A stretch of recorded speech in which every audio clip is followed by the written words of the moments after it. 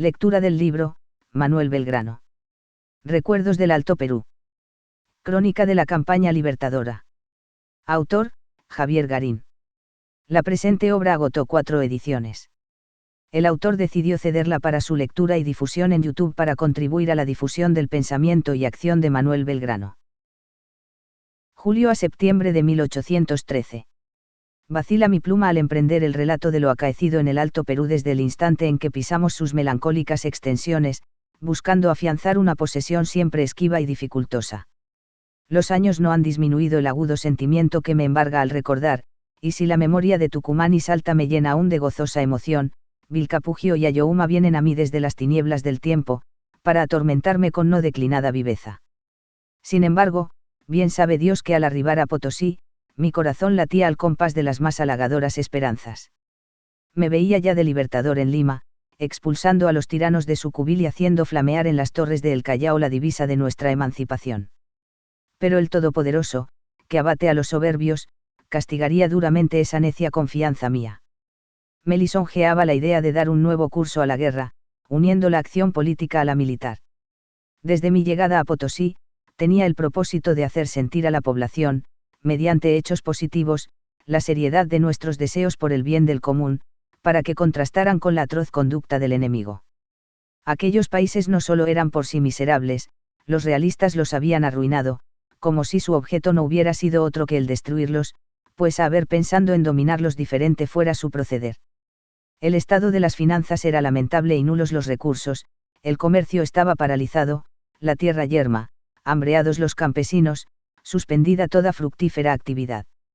Mi primera preocupación se dirigió, pues, a restaurar en algo la riqueza pública a través de una administración competente, no solo por el prestigio de nuestra causa, sino también para asegurar la subsistencia del ejército, cuyo peso no podía cargar sobre los hombros ya demasiado agobiados de los habitantes.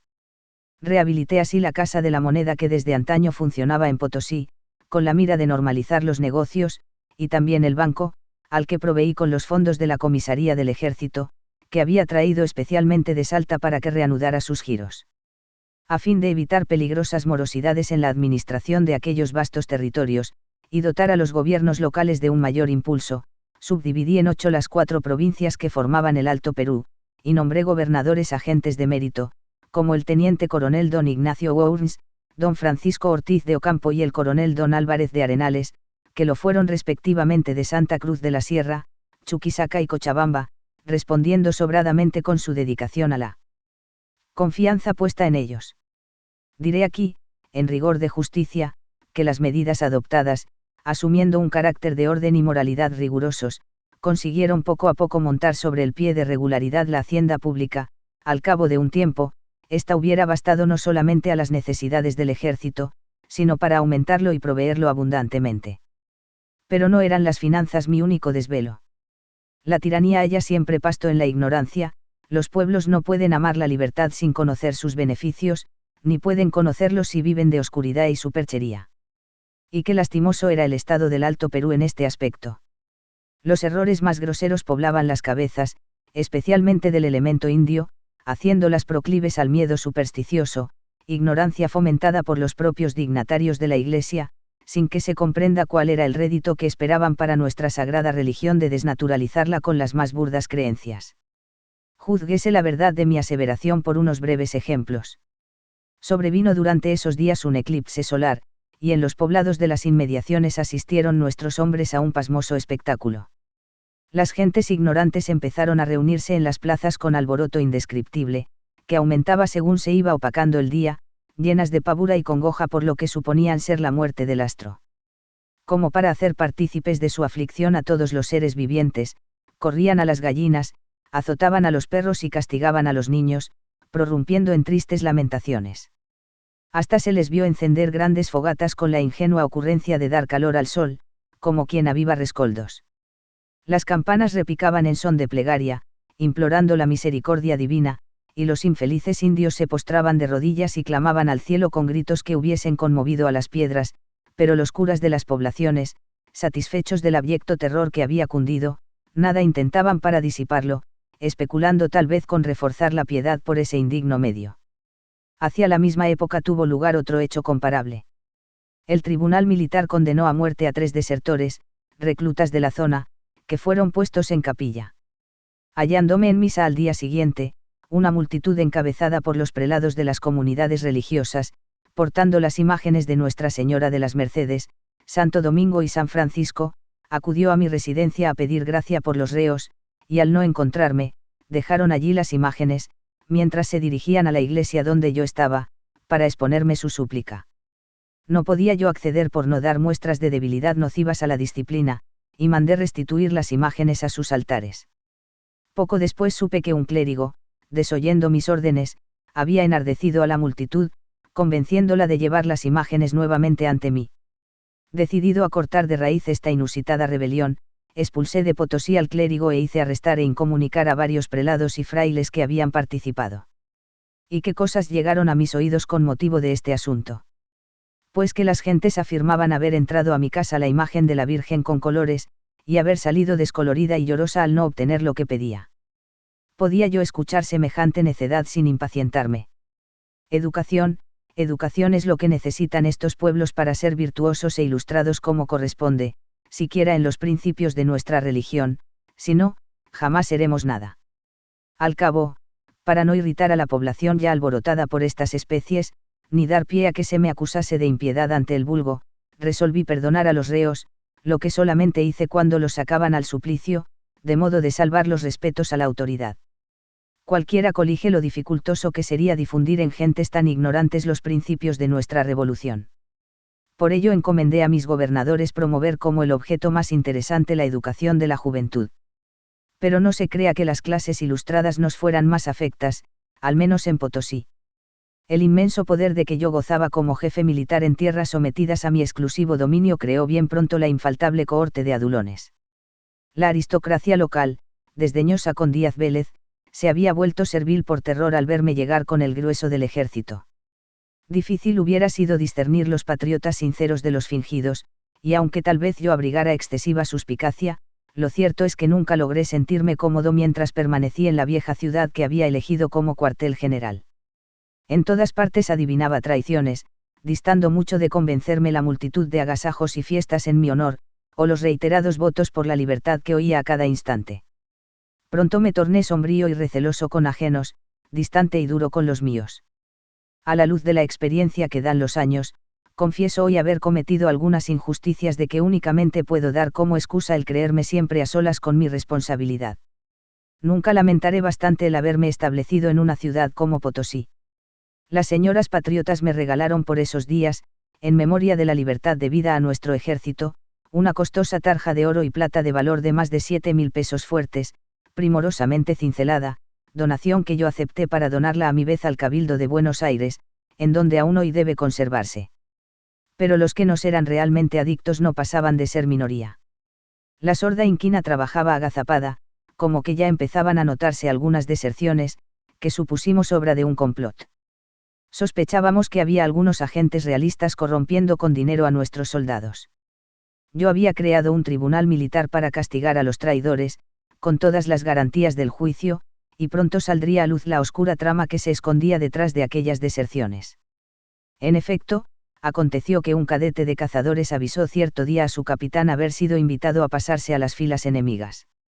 Consultado el asunto, resolvimos ordenar al cadete que fingiera prestarse a las propuestas que se le hacían, y aún ofrecerse a seducir a otros soldados. Así lo hizo, y a poco tuvieron lugar unas conferencias con los civiles que estaban en la conjura, a las que el cadete llevó 2 oficiales disfrazados de soldados. Los conjurados eran un tal Boyer, español riquísimo, y un americano Ereñózaga, cajero de una fuerte casa comercial, más otros que no pudimos descubrir. El caso es que estos hombres cayeron en el engaño y dieron a los nuestros dinero y ropas, conduciéndolos a una finca apartada donde aguardaban las mulas que los llevarían al cuartel realista. Allí fue que los capturamos, sometiéndolos inmediatamente a juicio. Viene a mi memoria la singular obstinación de Boyer en negar ante el tribunal su participación en el hecho, provocando que muchos creyeran en su inocencia, máxime que era hombre respetabilísimo de Potosí. Pero cuando fue presentado como testigo el cadete que intentara seducir, al ver la inutilidad de su negativa, confesó de pronto: «Señores, sí, es cierto lo que se me arguye. Pero sépase que este hombre, añadió señalando a nuestro espía, es un malvado sin honor, sin fe y sin delicadeza. Como si hubiera honor, fe y delicadeza en la indigna misión que había asumido, de sobornar a nuestros hombres. Aún debí soportar que otro rico personaje se presentara ante mí ofreciendo una contribución de 40.000 duros para el ejército a cambio de la vida de Boyer. Rechacé enérgicamente la propuesta.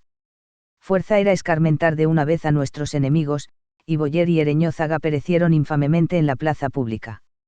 Antes de entrar en la consideración de los problemas militares, permítaseme referir algunos sucesos que darán idea de nuestra estrategia política en el Alto Perú. 9 de cada 10 habitantes son allí de raza india o mestizos, clase la más desgraciada de la sociedad, sometida a las arbitrariedades del poder y en algunos casos a las formas más descarnadas de esclavitud. Los indios eran elemento principal de todas las revueltas, como lo habían sido desde los tiempos del célebre Tupac Amaru. Puestos en pie de guerra, recorrían en hordas el país, sin más armas que sus palos, piedras, macanas y chuzas, aquí emboscaban una partida realista, allá interceptaban la correspondencia del general enemigo, un día ofrecían batalla bien que casi siempre eran derrotados, otro día se internaban en las sierras retirando víveres y forrajes, para dejar sin medios a las tropas que atravesaban sus territorios. Eran, pues, aunque débiles como fuerza militar para el combate, importantes auxiliadores de las operaciones que yo meditaba llevar a cabo.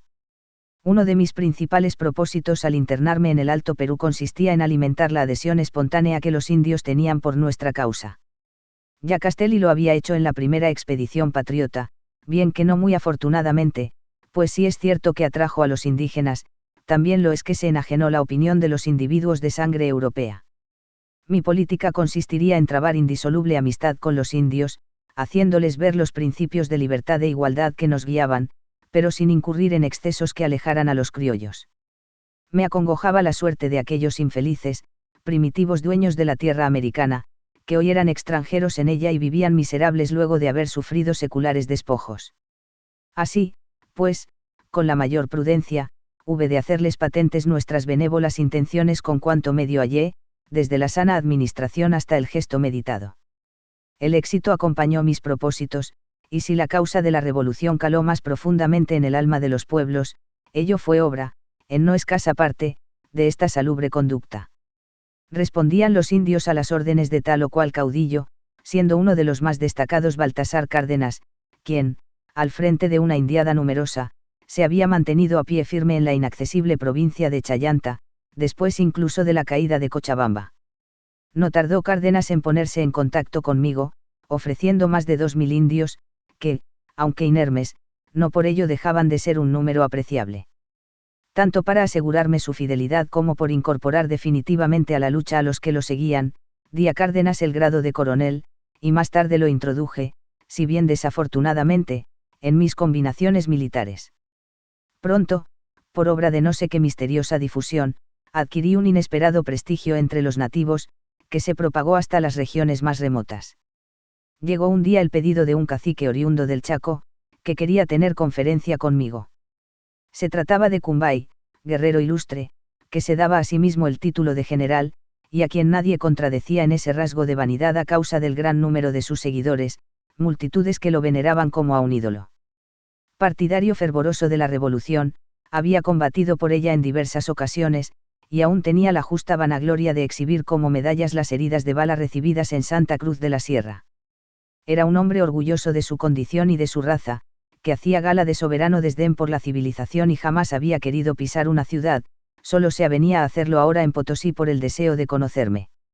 Sin dejar de comprender el significado lisonjero que para mí debía tener, desde su punto de vista, el que rompiera esa norma de conducta en mi honor, accedí a la conferencia, y pasado un tiempo lo tuve a Cumbay conmigo. Vino escoltado de 20 altivos flecheros, cada uno con su carcaj a la espalda, el arco en la siniestra y una flecha envenenada en la diestra, lo acompañaban asimismo sus 2 hijos, y un indio lenguaraz, porque el orgulloso cacique no rebajaba su dignidad a hablar la lengua de los españoles y solo se expresaba en la suya. Para recibirlo y honrarlo en forma acorde, dispuse todo género de agasajos y obsequios. Me anunciaron su llegada, y salí hacia él. Me maravilló el curtido cuero de su rostro, ajado por las arrugas más vigorosas que he visto jamás en rostro alguno, así como el curioso orificio que tenía practicado debajo del labio inferior, en donde lucía una piedra de adorno según la usanza de su tribu. Todo en su persona era de una dignidad natural, de una nobleza y una altivez como no la tienen los monarcas de la Europa. Antes y después, en el viejo y el nuevo mundo, he tratado con individuos cargados de títulos, y no exagero si afirmo que ninguno de ellos poseía esa digna serenidad, indicadora de una enraizada conciencia de su estirpe, que advertí en el taciturno cacique, rey de salvajes, que había venido de la selva para verme. Yo lo observaba, y él a mí. Echando pie a tierra, se adelantó y clavó en los míos sus ojos diminutos durante un largo rato. Al fin dijo, por medio de su lenguaraz: no me han engañado, el general Belgrano es muy lindo, y según su cara así debe ser su corazón. Le presenté un caballo blanco que había mandado enjaezar ricamente y herrar con herraduras de plata. Cumbay aceptó el presente con gusto, pero sin demostrar asombro. Montando, lo llevé a pasar revista a nuestro ejército, que permanecía formado en su honor. El cacique no se dignó concederle una mirada. Tenga el general Cumbay cuidado con su caballo, le dije al pasar frente a la artillería, porque van a abrir fuego los cañones. Cumbay nunca tuvo miedo a los cañones, replicó escuetamente. Ordené dar al cacique lujoso alojamiento en una de las más ricas residencias de Potosí. Al ver la magnífica cama que se le había preparado, Cumbay echó a un rincón los adornos de que estaba cubierta y tendió sobre ella su apero de campo, como prueba de desprecio por esos inútiles accesorios de la vida civilizada. En las numerosas fiestas a que se le hizo asistir conservó siempre su inalterable dignidad, observando los artificios del lujo como quien los tiene en menos, y aún hubo de responder, cuando lo llevé a presenciar los ejercicios de nuestro ejército, a mi pregunta de qué opinaba sobre el despliegue de fuegos y maniobras. Con mis indios desharía todo esto en un santiamén. El día de su partida lo colmé de presentes. Le obsequié un vistoso uniforme y una esmeralda incrustada en oro para que la luciera en el consabido orificio, en vez de las ordinarias piedras que usaban los indios de su tribu. 2000 de mis indios pongo a su disposición, me dijo al despedirse, para luchar contra los malvados españoles. Se dirá que todo esto son extravagancias indignas de un general solicitado por más serias preocupaciones. Sin embargo, es incalculable el efecto que tales deferencias tuvieron en las multitudes nativas. En cuanto a mí, tengo como uno de mis mayores blasones el que aún hoy, tras tantos años y sucesos como han pasado, se siga pronunciando mi nombre con afecto y respeto entre los indios del Alto Perú, al punto que, según se me dice, suelen todavía alentar sus sueños de libertad, asegurando en sus penurias que yo volveré para auxiliarlos. Progresaba firmemente nuestra causa en la opinión.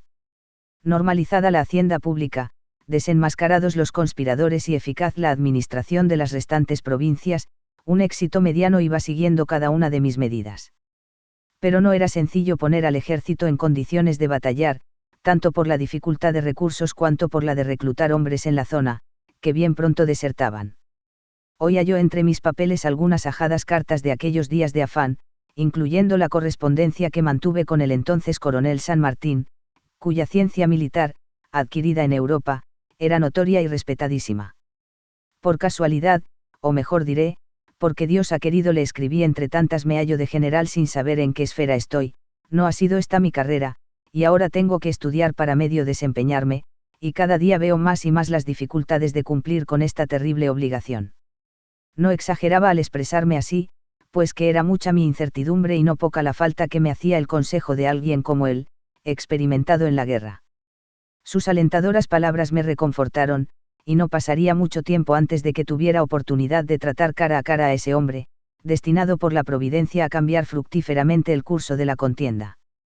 Penetrando en mis preocupaciones militares, diré que uno de mis primeros arbitrios fue hacer una recluta en Potosí y Chuquisaca para llenar los claros de mis batallones, si bien resultaba arduo el conservar a los nuevos, proclives a la defección. Entre mis auxiliares se distinguía, en esto de procurar reclutas, el intendente de Charcas, que me mandaba asiduos refuerzos. Las gentes del Alto Perú, o no serán contrarias, o, si favorables, poco dispuestas a sobrellevar la disciplina militar como simples soldados. Por el mismo tiempo envié al coronel Zelaya a Cochabamba, la levantisca provincia, con vistas a formar un nuevo regimiento de caballería y poner orden y regularidad en las milicias de nativos ya existentes, todo lo cual cumplió con gran diligencia. Estas medidas apuntaban a remontar convenientemente nuestras tropas, pues el enemigo, aunque desmoralizado, nos llevaba superioridad. La concentración de fuerzas iba operándose lentamente, como que no había subsistencias bastantes, y hasta las mulas y caballadas distaban del número preciso, aún para las descubiertas. Esta era una de mis mayores zozobras. Al abrir campaña habría de toparme, justamente, con la insoluble escasez de transportes y la necesidad de hacer llevar muchos pertrechos a hombro. Lejos estaba de poder tomar la ofensiva, pero más que yo lo estaba el enemigo, cuya impotencia me daba tiempo para la organización. A fin de mantenerlo en permanente inquietud aumentando los peligros que lo rodeaban, hice soliviantar los territorios de Cochabamba y La Paz, en su derredor. Emisarios secretos partieron a la costa del Bajo Perú, a fomentar la insurrección de los pueblos de Arica, Tacna, Arequipa y Cuzco. Con esto último quería, si la divina providencia no contrariaba mis planes, cortarle sus comunicaciones con Lima y preparar el terreno para cuando, obtenida una victoria, pudiese abrir campaña sobre la capital realista. Como se advierte, mi plan comprendía diversas operaciones simultáneas, tratando de no descuidar ningún aspecto. Preciso era no solo fortalecer el ejército en número y disciplina, sino también poner en pie de guerra a las poblaciones, a cuyo concurso mucho fiaba. Al escribir estas líneas viene a mi memoria un suceso posterior, demostrativo de la cruel ironía con que se regodea el destino. En día no muy lejano recibiría yo noticias alentadoras de mis enviados al Bajo Perú, que hablaban de favorables movimientos en los pueblos, de la esperanza en nuestra victoria y del apoyo de las gentes a una eventual marcha sobre Lima, y sin embargo, tales noticias llegarían a mí con un sabor muy amargo, en inoportuno momento, no para alegrarme sino para hacer más dura mi congoja y más gravosa mi desolación. Dejo para su debida ocasión el referirlo. Como ya lo he dicho varias veces, a la distancia veo que fue un grave error el haberme quedado en Potosí, en vez de adelantar mi ejército a una posición más amenazante y resguardada, como pudo ser la de Cochabamba, rica en recursos, fervientemente adicta a nuestra causa según lo había demostrado, y que tenía la virtud adicional de permitirme acechar el flanco de los realistas, acantonados en Oruro. Pero el pobre estado de mi ejército me había imbuido una cautela excesiva, y ese error no tendría reparación, pues los acontecimientos empezaban a precipitarse. A comienzos de agosto llegaba a la zona el nuevo jefe realista, el brigadier don Joaquín de la Pezuela, ordenando a su ejército avanzar sobre nosotros 23 leguas, hasta el paraje llamado Ancacato, en actitud ofensiva, tal vez buscando ya el punto de batalla. Su fuerza contaba 2.700 infantes, 800 caballos y 18 piezas de artillería, aparte de las guarniciones que había dejado en Oruro y en el Desaguadero, todo lo cual sumaba cerca de 4.500 hombres, número apreciable, que él mismo se encargó de remontar en varios cientos más. En vista de sus movimientos, debía yo también ir fijando nuestro curso de acción, pues el tiempo comenzaba a apremiarme. Con el paso de los días, los informes se tornaban más imperiosos.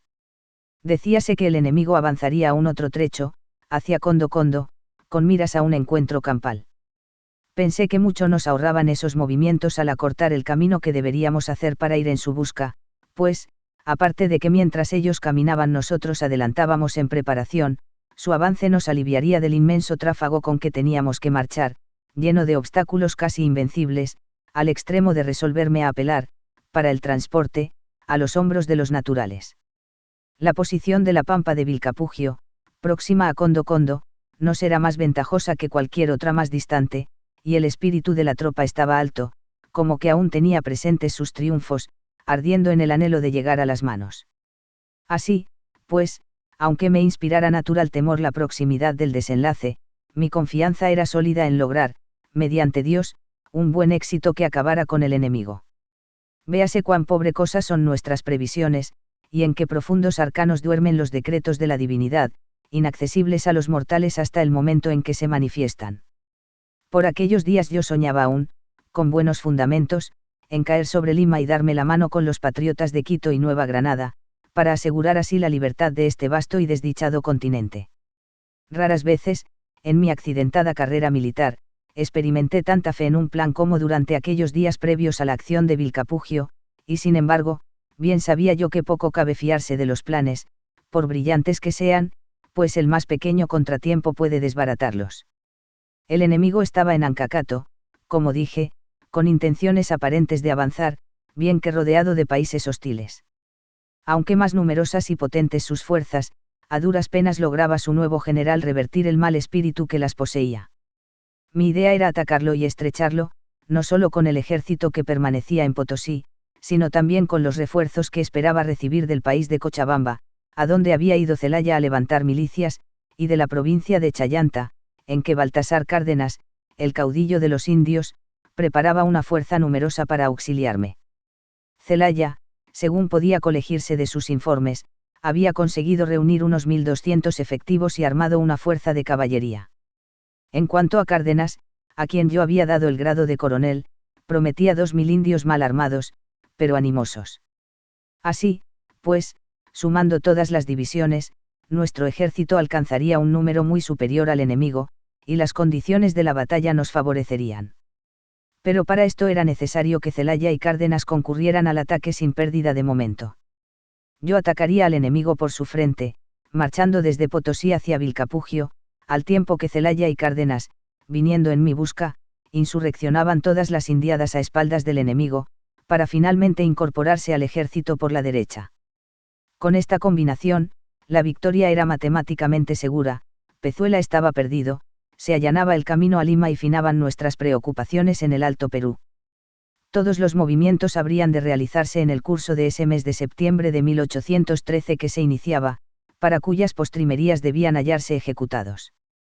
Así, pues, al tiempo que ultimaba los detalles de la marcha del ejército, libré sendos oficios a Zelaya y Cárdenas, con instrucciones precisamente vertidas, para que no cupiese hierro. Y, conviene decirlo, tales instrucciones serían las que, de un modo totalmente inesperado, influyeran en el desenlace ulterior de la batalla, por una de esas raras incidencias que escapan a la humana previsión. Al evocar hoy el teatro de nuestras acciones, la memoria trae a mí, con una minuciosidad que asombra, todos los accidentes de aquella región inolvidable, como si tuviese ante mis ojos un mapa extendido, de los que por entonces febrilmente consultaba, o como si me hallase aún en el seno mismo de esos crueles países. El camino central que unía Potosí y Oruro discurría entre ásperas montañas, ora faldeándolas, ora subiéndolas, ora descendiendo hasta angostas quebradas en que se internaba. Era una senda dificultosa, y más para nosotros, que no contábamos con adecuados medios para su travesía. Piénsese que era preciso recorrer casi 40 leguas por esas anfractuosidades, desde Potosí hasta la pampa de Vilcapugio.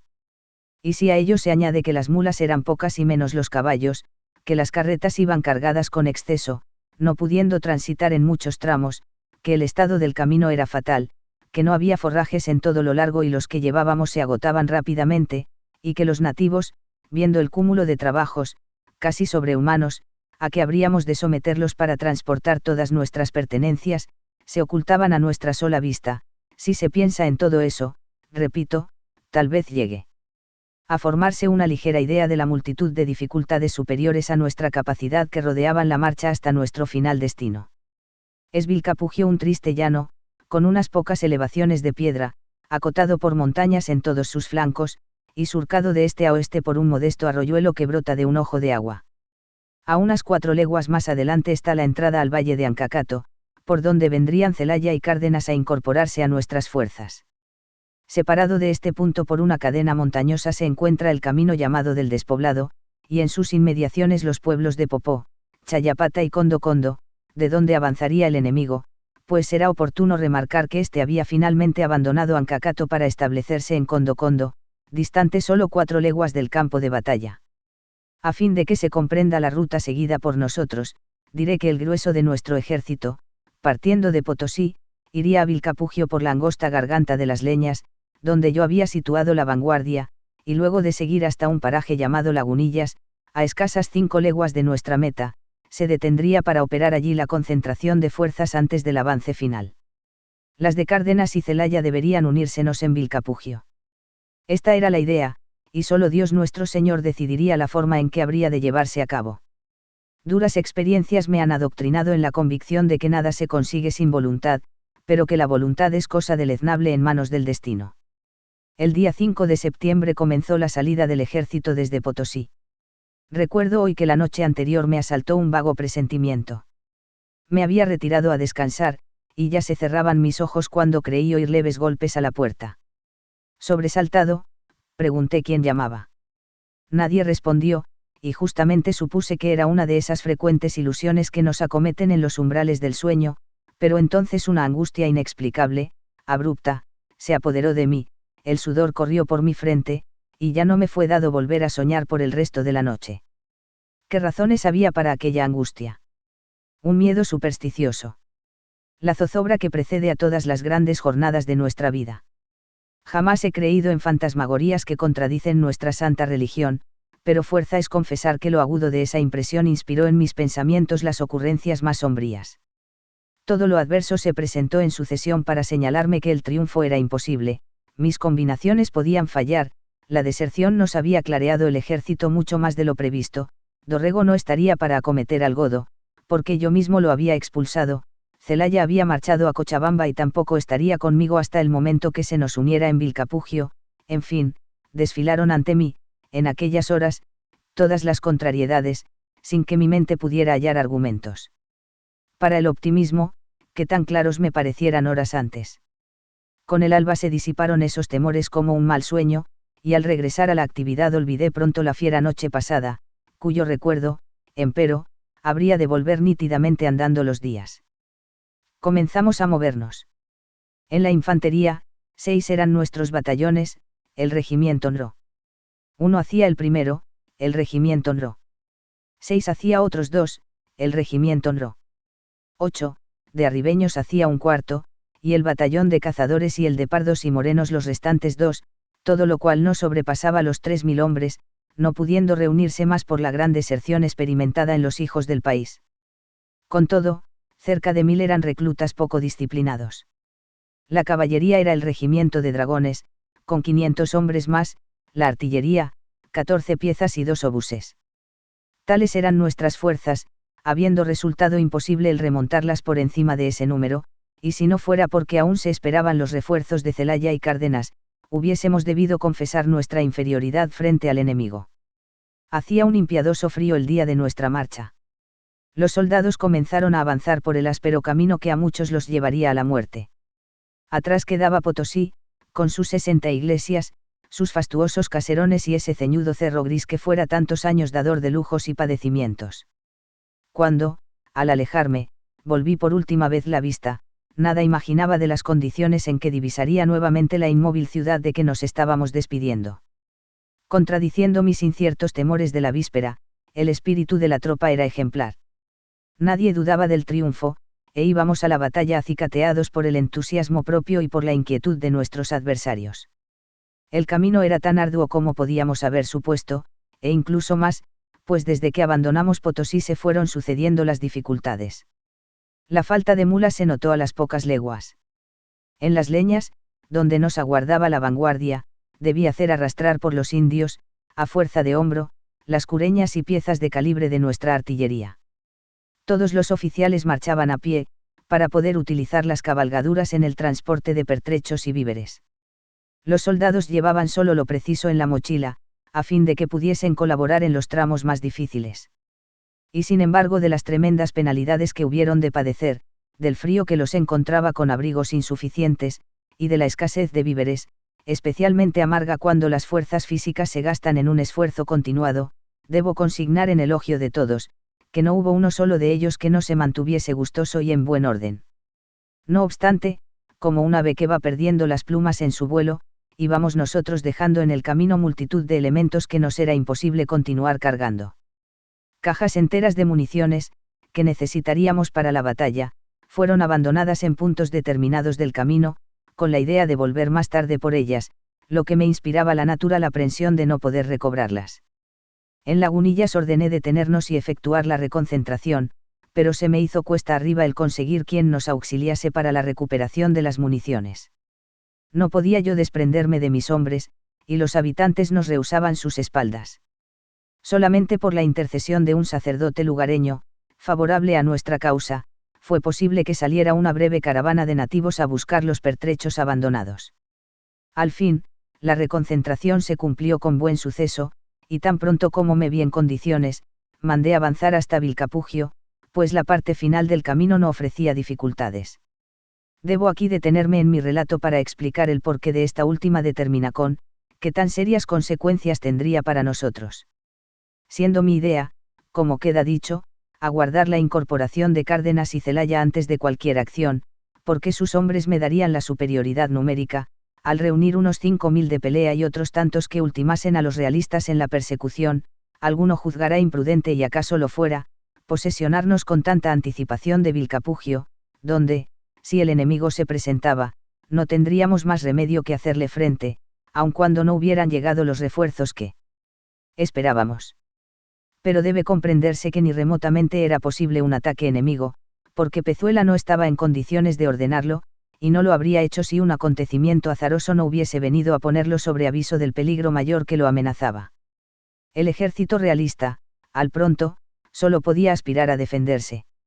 Así, pues, no se advertía error alguno, a primera vista, en mi determinación, antes bien, ganaba con ella una ventaja al permitirme estudiar mejor el terreno y adoptar todos los recaudos para una posición más favorable. El día 27 de septiembre entramos en el llano de Vilcapugio.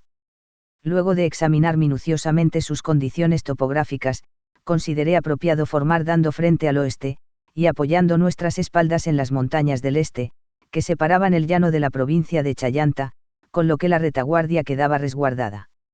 Los días sucesivos los empleamos en ejercicios militares, de suerte que las tropas se fueran haciendo a la configuración del terreno, probando en él las dos maniobras con que yo esperaba asegurarme el triunfo, los pliegues y despliegues de columnas y los cambios de frente. Varias veces rectifiqué nuestra posición, para cubrir mejor los flancos, hasta que me sentí enteramente satisfecho. Así transcurrieron los días 28, 29 y 30. La moral subía, las tropas aguardaban el momento de medirse, los refuerzos de Zelaya y Cárdenas iban acercándose por los caminos que confluían en Vilcapugio, y todo era esperanza y fe para nosotros. La última noche de septiembre la pasé sin sobresaltos. Un crudo frío había descendido sobre el llano y nos castigaba con fiereza, el cielo era negro, de una negrura absoluta, como jamás había visto hasta entonces, y las estrellas, en prieta muchedumbre, ardían con una nitidez que pasmaba, pues ha de saberse que en aquellas altas regiones las estrellas nunca titilan. Me recogí a mi tienda, y, curiosamente, el sueño cayó sobre mí sin dificultad. Soñé que me hallaba en un claustro del Colegio de San Carlos, tal como era en los tiempos en que me tuvo como uno de sus alumnos, y que el doctor Chorroarín, mi antiguo maestro, me interrogaba acerca de abstrusas cuestiones metafísicas, a las que yo respondía con invariable éxito. De pronto, el buen profesor, mudando su semblante, se dirigió a mí como si ya no fuese un niño, y me dijo: «General, despierte, el enemigo está frente a nosotros». Desperté lleno de angustia, sacudido por tan abrupto cambio, y en efecto, sentí que llamaban a la entrada de mi tienda con anhelosa voz, repitiendo las palabras que acababa de oír de labios del maestro.